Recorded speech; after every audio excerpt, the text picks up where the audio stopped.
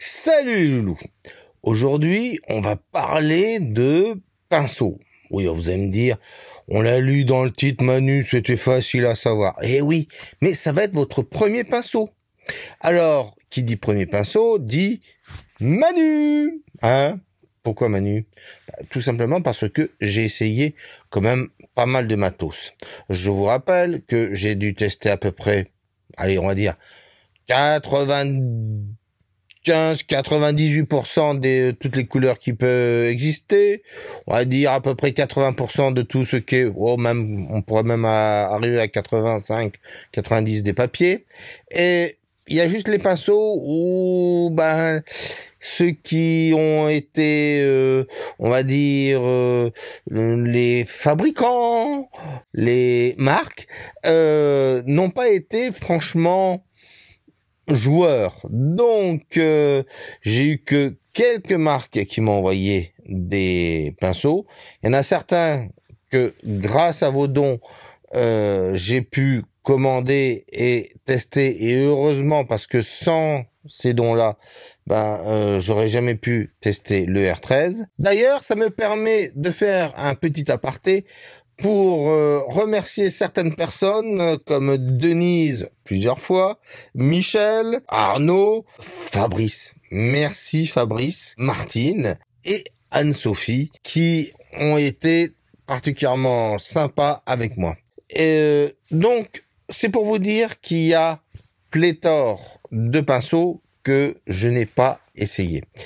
Je le dis tout de suite parce que j'ai eu un loulou qui m'a laissé un commentaire en disant « Oui, mais tu sais, il y a le machin là, il pourrait pas. » Oui, mais j'ai expliqué dans le commentaire justement qu'il y a une petite différence entre le R13 et le pinceau que je ne vais pas nommer parce qu'après tout, voilà quoi.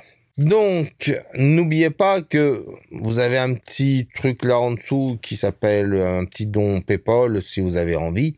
Donc, n'hésitez pas, même un petit don, c'est toujours sympathique. Je vous rappelle donc que cette chaîne n'est subventionnée par personne. Je le répète, cette chaîne n'est subventionnée par personne. Et là, il y a tout de suite quelqu'un qui dit mec, j'ai vu qu'il y avait Clairefontaine là, dis voir, tu te fous un peu pas de ma tronche ou de ma chetron? Oui, mais très cher. Clairefontaine me prête très généreusement des petits, m'offre des petits carnets, mais ça ne va pas au-delà de ça. Donc, ce qui veut dire que je suis libre de tout. Si j'ai envie de dire que Clairefontaine fait tel papier qui est pas top, je suis libre de le dire. Après, ils vont me faire la gueule. Mais je suis libre de le dire. Comme je suis libre de dire que certains pinceaux, c'est de là, et qu'il y a d'autres pinceaux où c'est, voilà. Et comme aussi au niveau de la couleur, du papier, etc. Voilà. Donc, moi, j'ai pas de conflit d'intérêt comme d'autres éventuellement. Voilà. Bref, ce que je veux dire par là, moi j'ai testé beaucoup de matos, je me suis aperçu d'une chose, c'est le manque de solidité. Dans mes tests, c'est que je fais pas genre bon salut, je prends mon pinceau, oh il est super le pinceau, achetez le pinceau. Voilà. Non, je ne fais pas ça. Donc, les pinceaux, je les utilise entre 6 mois à 1 an avant de franchement donner mon avis. Or, qu'est-ce que je me suis aperçu au bout d'une année? C'est que une grande majorité de pinceaux perdaient soit leur poil, soit leur pointe. Or, le problème, c'est que quand vous achetez un pinceau à un certain prix, vous avez un peu, on va dire, très mal aux fesses. Oui, on va dire que vous avez très très très mal aux fesses quand vous arrivez avec un pinceau qui fait et je vous refais le pinceau. Bon, enfin, tout ça pour vous dire que ce type de pinceau, hélas, j'en ai croisé beaucoup. Qu'est-ce que ça veut dire? Ça veut dire que les pinceaux ne sont pas aussi résistants à main nue? Non, c'est juste que moi, je pousse dans les derniers retranchements le pinceau. Évidemment, vous allez me dire, on n'en est pas à ça. Si. Pendant toutes mes années de professorat en real life, comme on dit, ou en présentiel, en français dans le texte, ce qui se passe, c'est que je me suis aperçu que les personnes qui avaient des pinceaux étaient, mais non, on va pas dire bourrin, mais pas très gentils avec les pinceaux. Alors donc, du coup, souvent les pinceaux prenaient des formes un peu bizarres. J'ai vu des pinceaux avec des pointes comme ça, voilà, ou des pinceaux comme ça aussi, ou des pinceaux qui faisaient voilà. Je l'ai refait une fois parce que je me suis dit que ça va vous amuser. Bon, enfin bref, tout simplement pour vous dire que j'ai souvent été très violent avec les pinceaux parce que vous êtes violent sans le savoir. Alors vous allez me dire, non Manu, moi je conserve très bien mes pinceaux. Bien sûr, il y en a certains qui conservent très bien leurs pinceaux. Mais par exemple, quand vous commencez à partir en voyage et autres, ben il se peut que ça parte en coucouille. Et quand ça part en coucouille, c'est plutôt pas terrible du tout. Alors au final, qu'est-ce qu'on achète? C'est ça que vous vous posez la question. Vous êtes en train de me regarder en disant, dis-nous qu'est-ce qu'on doit acheter, et puis c'est tout. Eh ben, c'est pas ce que vous devez acheter, mais ce que vous pouvez acheter. Je m'explique. Il y a des pinceaux que moi je trouve merveilleux, mais certains n'ont peut-être pas envie de dépenser. Pourtant, je vous ai prévenu, mettez au moins 2 € par semaine pour acheter votre pinceau. Logiquement, depuis le moment où je vous l'ai dit, vous devez à peu près avoir une vingtaine, trentaine d'euros. Le premier pinceau que je vous conseille, évidemment, c'est le R13. Alors, c'est quoi le R13? Le R13, c'est un pinceau anglais, voilà, qui est un pinceau de voyage, donc qui se défait, qui se range là-dedans, et qui est ce qu'on appelle un pinceau dessinateur. Et là, vous vous dites, un pinceau dessinateur, c'est quoi? Regardez cette pointe. En anglais, designer. Vous avez vu comme je parle bien anglais. Bref, donc, ce pinceau en pointe designer, c'est le pinceau parfait pour tout ce que vous avez besoin de faire. Alors, vous allez me dire, ouais, ok, mais à part que tu as certainement un lien affilié et que tu dois te toucher 3 centimes d'euros sur chaque pinceau, qu'est-ce qu'il y a de plus, ce pinceau? Quelque chose que les autres n'ont pas. N'oubliez pas, je vous ai parlé de solidité. Eh ben, ce pinceau est extra solide. C'est-à-dire, moi, j'ai un pinceau, le tout premier R13 que j'ai acheté.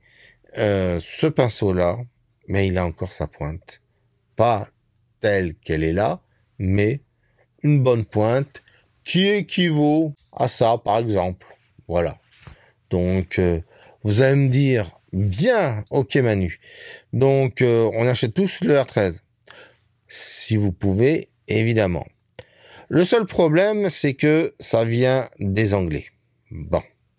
Et vous allez me dire, ouais, les Anglais, ils nous en ont fait bouffer à Mercel-Kébir. On n'a pas oublié Napoléon, qu'ils ont empoisonné à Sainte-Hélène, ni le barbecue du côté de Rouen. Mais, en tout cas, pour l'instant, je n'ai pas trouvé d'équivalent.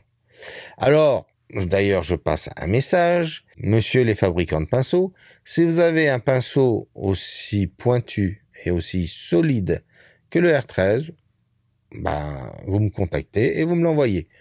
Et là, j'en ferai la promo sans aucune difficulté. Mais, en tout cas, moi, pour l'instant, je reste avec le R13. Et croyez-moi, tous les élèves qui ont testé le R13 ne sont jamais revenus à un autre pinceau, tout simplement. À part une personne qui, lui, préfère ce style de pinceau, mais ça, c'est une autre histoire. Et le problème, c'est que pour ce pinceau qui vaut, on va dire, entre 16 et 20 euros, un truc comme ça, celui-là, on va dire que vous pouvez compter quasiment le double. Voilà. Donc, à un moment donné, faut aussi réfléchir au niveau prix. Mais est-ce que payer plus cher vaut le coup? La réponse est non. Par exemple, je vais vous montrer ça. C'est la même marque, donc je ne fais aucune propagande. C'est la même marque. Nous avons d'un côté les 1326, ce sont des poils de martre de chez Tintoretto. Parfait, passe.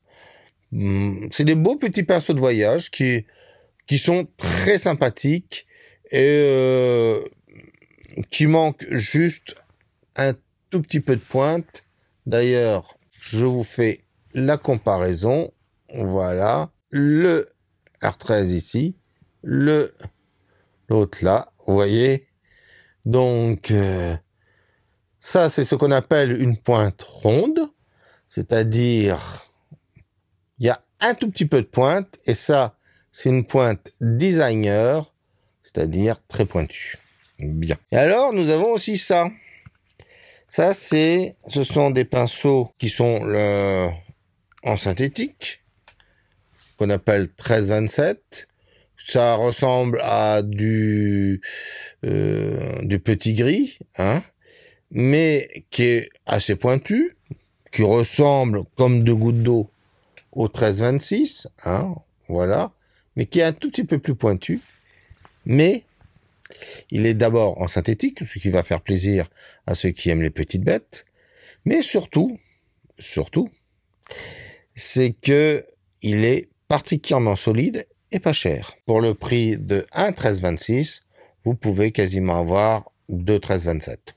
Donc, ce que je veux dire par là, évidemment, ça va être aussi une question de prix, mais si vous commencez à connaître un tout petit peu le père Manu, qui a testé quand même pas mal de choses, il va vous dire qu'il y a des pinceaux qui sont bien solides et qui vaut son prix, et puis il y a des pinceaux qui sont pas très solides et qui sont bien trop chers pour leur prix. Alors, vous allez me dire, c'est quoi les pinceaux qui sont hors de prix pour le machin, etc. Ça, ce sont des petites merveilles.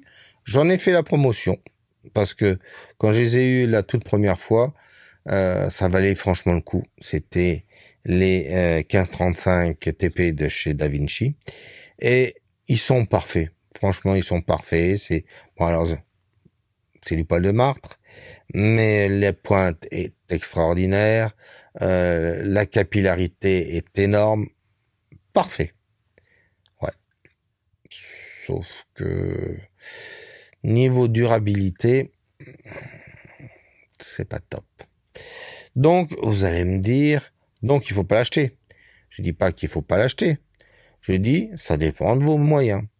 Si vous avez du fric et que vous ne savez pas quoi en faire, vous pouvez en prendre un. C'est plus facile à trouver d'ailleurs un 1535 qu'un R13. Donc, si vous avez envie, vous pouvez. Sauf que pour la taille d'un R13, comme ça, par rapport à un 1535 de même taille, nous avons d'un côté une vingtaine d'euros et de ce côté-là, nous avons à peu près 70 euros. Voilà. À vous de choisir.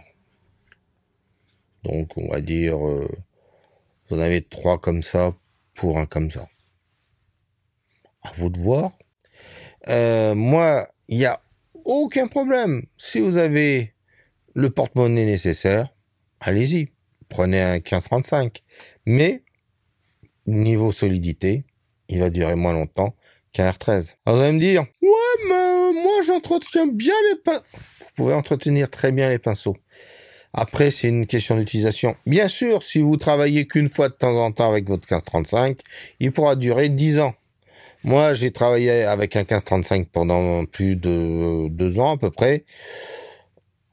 Il fait un peu la gueule.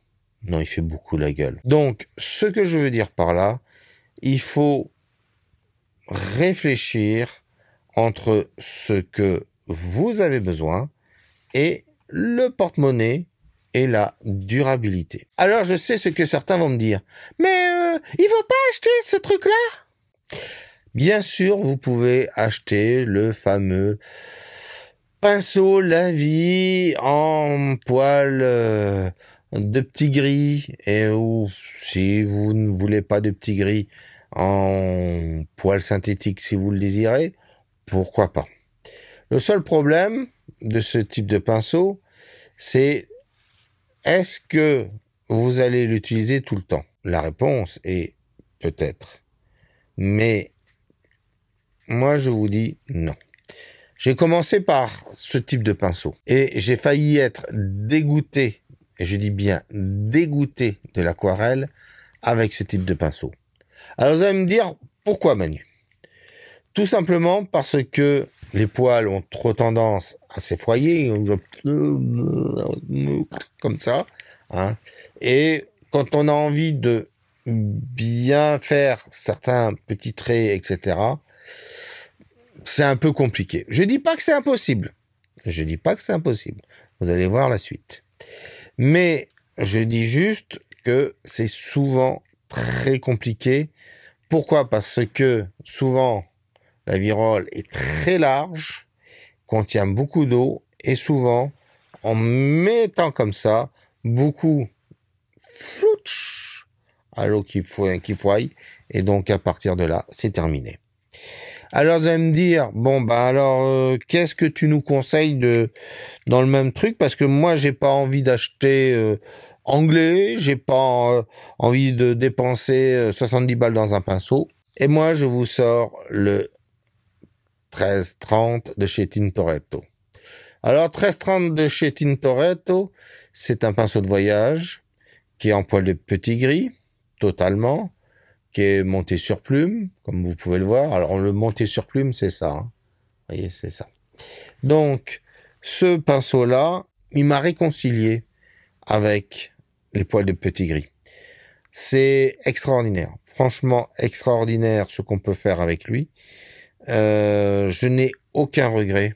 D'ailleurs, je remercie l'ami Fabrice qui m'a permis donc de tester ce pinceau. C'est extraordinaire la capacité de capillarité et surtout la pointe qu'il peut avoir sans pour autant s'effoyer comme l'autre gros. Alors vous allez me dire, bon, entre le 1330 et le R13, à part le 13 qui est commun, qu'est-ce qu'on doit acheter des deux? Le 1330, vous pouvez le trouver assez facilement en France si vous cherchez bien. Je dis bien si vous cherchez bien. Le R13 est plus compliqué à trouver. Ça, je suis totalement d'accord. Par contre, il y a deux choses qui diffèrent. Lui a certes une meilleure capillarité que l'autre, mais lui a une meilleure pointe que lui. Enfin, les poils ont tendance à plus partir là où on ne veut pas qu'ils partent, alors que le R13, lui, il reste toujours droit. Donc, si vous souhaitez, par exemple, être un peu plus libre, je vous conseille le 1330. Si vous désirez plutôt être plus rigoureux, un peu à la Manu, je vous conseille plus le R13. Alors, vous allez me dire, bon, Manu, je n'ai pas envie d'acheter pour l'Angleterre, je veux pas acheter pour l'Allemagne avec les Da Vinci 1535, et tes Tintoretto italiens, je n'en veux pas, moi je suis français, je veux acheter français. Et là, ça va être un peu plus compliqué. Alors par exemple, vous avez le pinceau d'Albe 200. Le d'Albe 200, je l'ai testé, c'est une merveille. Franchement, c'est une merveille. Par contre, je ne sais pas d'où il vient. Vous allez me dire, ouais, mais c'est d'Albe. Oui, mais il se peut que ça soit un pinceau allemand qui a juste le machin d'Albe qui est écrit dessus. Voilà. Donc, mais il est topissime, mais il est pas donné. Il est franchement pas donné. Donc, à vous de voir. Ensuite, vous avez évidemment le Raphaël 8408. Alors, le 8408, pareil, c'est une pointe designer, c'est-à-dire avec une belle pointe. Il est franchement génial. Non, je le dis, hein, c'est un martre qui est particulièrement génial. Sauf que si vous voulez acheter un comme ça avec cette taille-là, bah vous pourriez en avoir 2 ou 3 à peu près de ce type-là. C'est très cher, trop cher, beaucoup trop cher. Ensuite, vous avez les Isabey. Alors, vous avez les 6227 Z. Attention, Z, comme Zorro. Non pas comme... Pareil, superbe pointe, génialissime.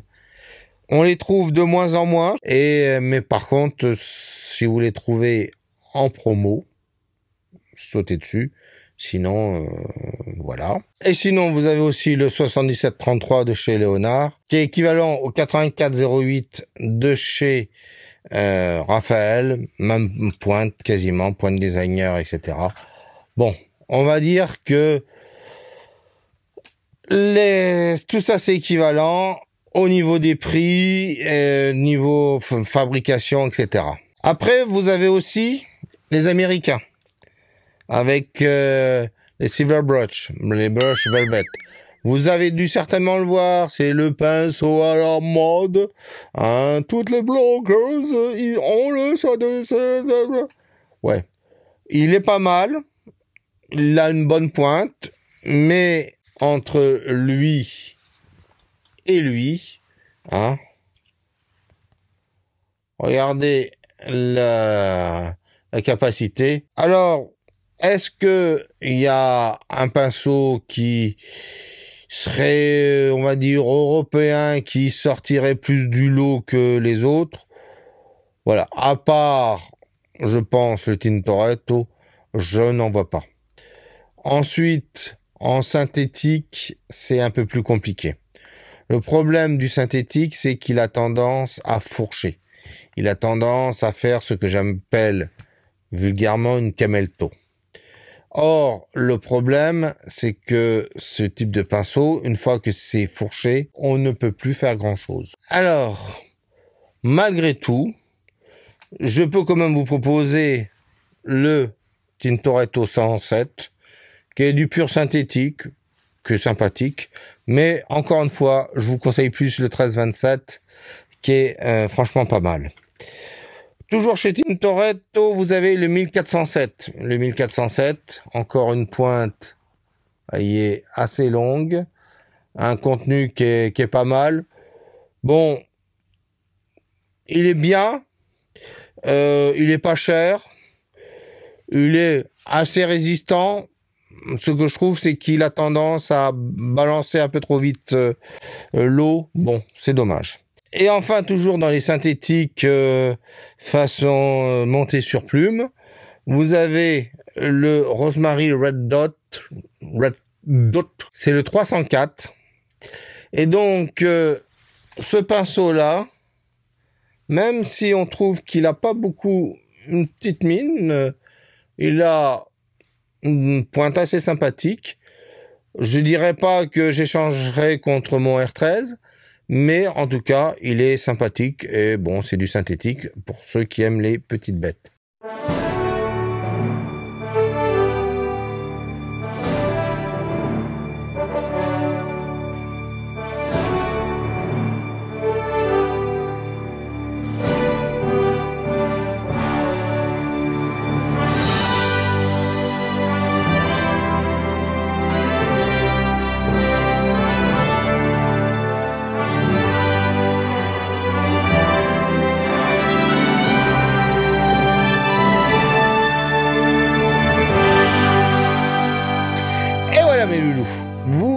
et le top 5 de pinceaux que vous pouvez acheter en fonction de votre utilisation, de vos pépettes et éventuellement de votre envie, tout simplement.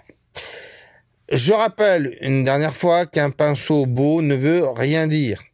Le principal, c'est son utilisation. Je dis comme ça pour certaines. Je dis plus certaines que certains. Bon, en tout cas, moi maintenant, je vais vous laisser choisir. Vous avez le temps pour choisir. Ouais, vous avez toutes les vacances pour choisir votre pinceau. Toutes les vacances. Donc, moi, pendant ce temps, ces vacances, je vais réfléchir à ce que vous allez pouvoir faire avec le magnifique pinceau que vous allez acheter. Et je vais pas vous laisser comme ça, je vais pas vous abandonner, mes loulous. Mais oui, mais je vous connais bien. Donc, vous allez avoir droit à des vidéos sur le carnet de voyage. Ça va être un peu différent. Ça n'a rien à voir avec ce que vous avez pu voir actuellement. C'est un peu plus upgradé, si on peut dire. Au début, ça commence peinardement, mais franchement, très peinard. Franchement, quand vous allez voir l'épisode 1, vous allez faire « Oh !» Et puis, après, ben, vous allez réfléchir, puis vous allez passer au 2, au 3, etc. Et ce sera pire que de regarder un épisode de, je sais pas, de Game of Thrones où ouais, non, je me compare pas à Game of Thrones, évidemment. Vous avez vu un dragon? Bon, peut-être non. Allez. Bref, ce que je veux dire par là, c'est que on va faire une petite pause. Vous pouvez évidemment refaire tous les exos qu'on a fait pendant les mois précédents.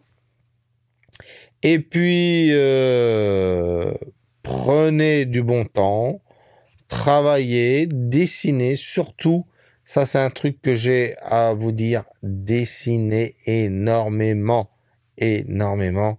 Hein, n'hésitez pas. Vous allez me dire, mais on veut faire de l'aquarelle. Si vous voulez faire de l'aquarelle, apprenez à dessiner, apprenez à observer. Ça, c'est vachement important. Là-dessus, à très bientôt et bonnes vacances!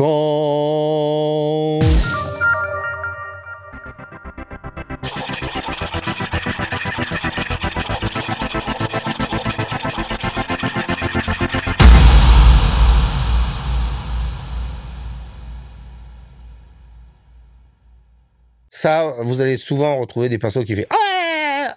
Voilà.